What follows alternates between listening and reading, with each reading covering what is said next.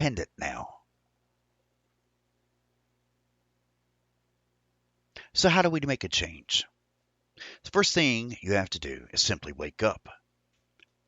Start paying attention to the news. Yes, the news. Not just for information, not because you're going to be lied to and your opinion will be swayed because that's what they're doing. But you got to wake up. You got to watch. You got to see what they're trying to sell you. You have to educate yourself and say, "Oh, this poor, oh, this crap's going on." And like I said, blah Blahzakistan. What does that country have? Why is the news trying to make sure that your opinion of what's going on there needs to be interrupted? That the lives of these people who wake up the same damn way you do, put their clothes on, eat their food, go to school, work, whatever, why do we need to bomb them? Because they have something the government wants. They have something that the United States wants.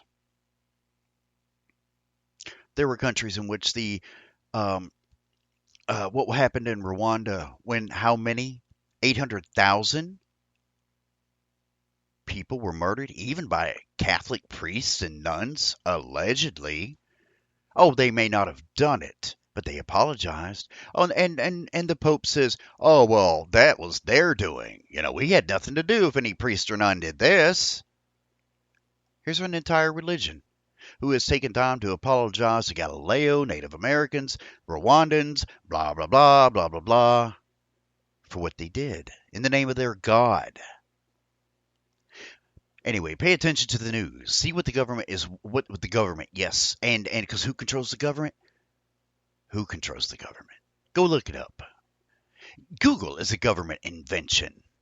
Facebook, I love Facebook. It's a great way to tell somebody you ate a taco, you know?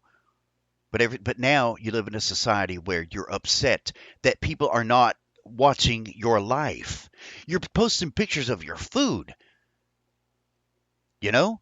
Or your kid or your dog or your grumpy ass guinea pig. Now I love that little guy. And now we get upset when we don't get the likes. We get upset when no one is peering into our lives through our phones, our tablets, our PCs. In a time when privacy was supposed to be something we held as sacred. Now, we're upset if nobody's watching. Welcome to America. Welcome to the 21st century. This is de-evolution here. We are moving backwards. But go watch the news because I'm going to tell you. Like I said, see what they're trying to sell you.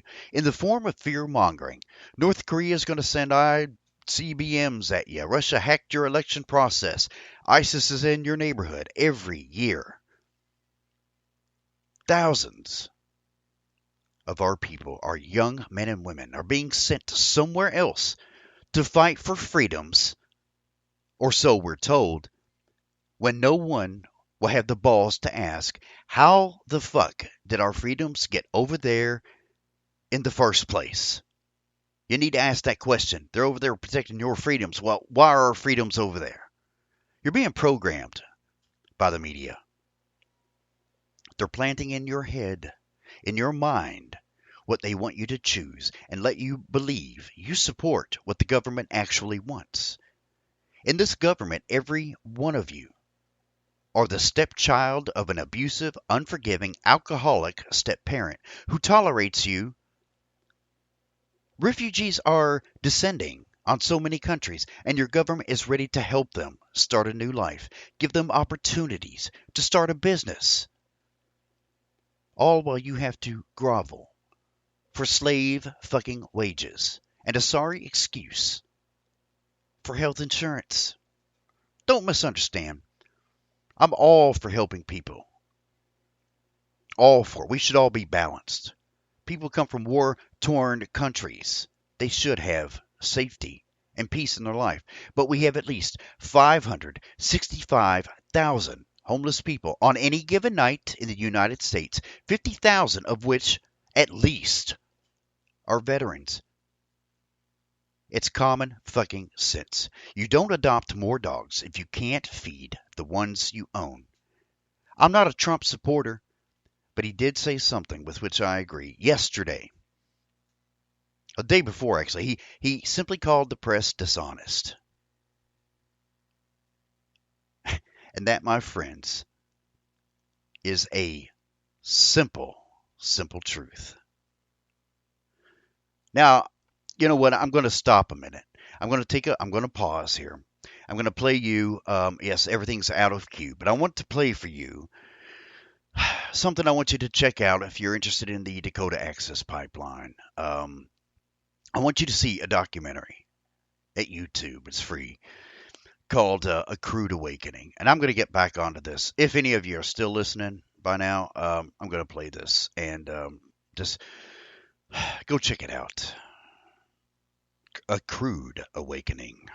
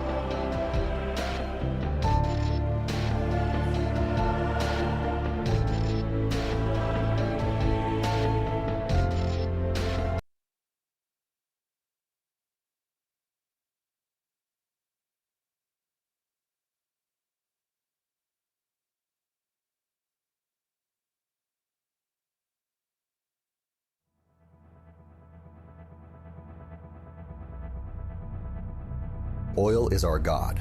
I don't care if somebody says they worship Jesus, Buddha, Allah, whoever. They actually worship petroleum.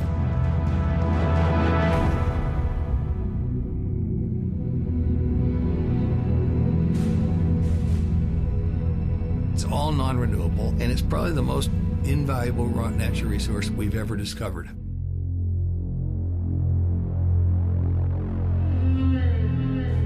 We're moving from an era of cheap, abundant energy to an era of scarce, hard to get, expensive energy.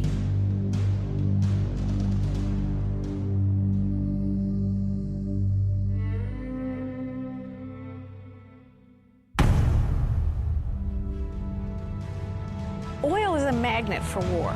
Oil starts wars.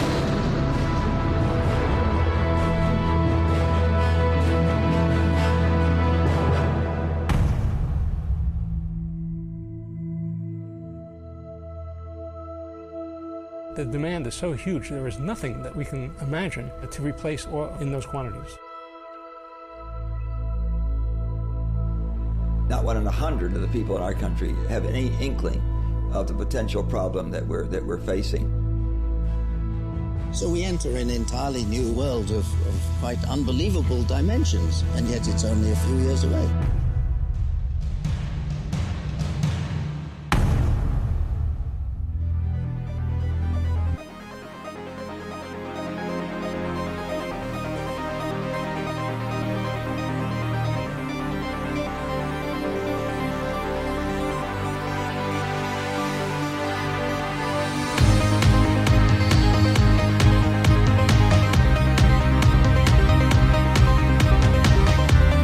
Okay, so that is a clip from a trailer for the documentary called A Crude Awakening. You can find that at YouTube. Earlier I was talking about the media. Here's why you need to check, okay? You watch for certain things. The media is full of visual cues and key words, and the 1% know how to interpret them. Messages are being sent. And these people are preparing for something. Go do a little research. Check out abovetopsecret.com. Go just do a general search for how many bankers are buying properties in other countries and building underground houses. Why? former missile silos are being resold as luxury underground apartments. Why did they need to be underground? Who knows what? But go check it out. Okay, so tiny bit of change of a topic. Um,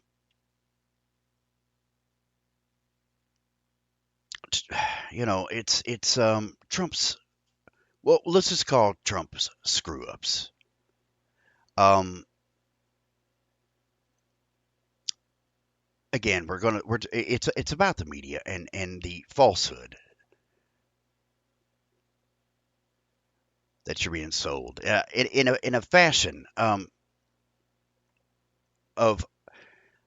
uh, of obviously attempting to draw your attention to just how bad the media is. Maybe it's just me. I'm not giving Trump a chance here. Maybe, um, during the campaign, let's just jump back to the campaigning because my thoughts are going entirely too fast for my words. During the campaigning, the news blasted reports of Hillary's screw ups, Trump's screw ups. But what I remember most is what we were programmed to remember the most is that Hillary destroyed federal property by deleting emails, allegedly, stole furniture from the White House, got some guys killed in Benghazi. But Trump today is saying you can't trust the media. The very thing in which he was using as part of his platform is now he's shunning that you cannot trust the media. And he orchestrates an example of that by saying, quote, "Look, America, you need to question your news outlets and ask them why they didn't cover some of these terror events." According to this list that they just released, the White House just released this list going back, I believe, to 2014. But see, this isn't supposed to happen. Trump is not supposed to say anything with which I agree. But I only agree on the principle. Anyway, let's take a look at some of these very quickly. Now, this, of course, comes after Conway erroneously commented on a terrorist-related massacre in Bowling Green, Kentucky, of which I live in Kentucky. And, of course, no massacre was ever reported. Now, she says she meant to say, what was it? Darn it. What was it she meant to say? She meant to say that a mastermind. That's right. But a mastermind, and according to her, she meant to say terrorist mastermind. But this would imply that there was a major operation that occurred in Bowling Green in which terrorists were about to do something. Granted, hey, we never heard about it. Did it even ever happen? You have no way of knowing. You don't, because you only get your news from mainstream media. And now we have this campaign to end fake news. You see, you people out there who are tired of this crap, what the hell are you doing? I know exactly what you're doing. You're waiting for somebody else to speak up. You're waiting for someone else to say, yeah, we need to make a change, and then you'll latch on and claim that you thought this way all along. And we have to band together as a people. Absolutely have to band together. Because we have to fight now our own government, now our own media. Our own media. There's a clip of Denzel Washington talking about the media, talking about what we fail to see. And actually, you know what? It turns out I do actually have that clip. I'm gonna play that clip and then we're gonna go into what Facebook is doing to make sure that fake news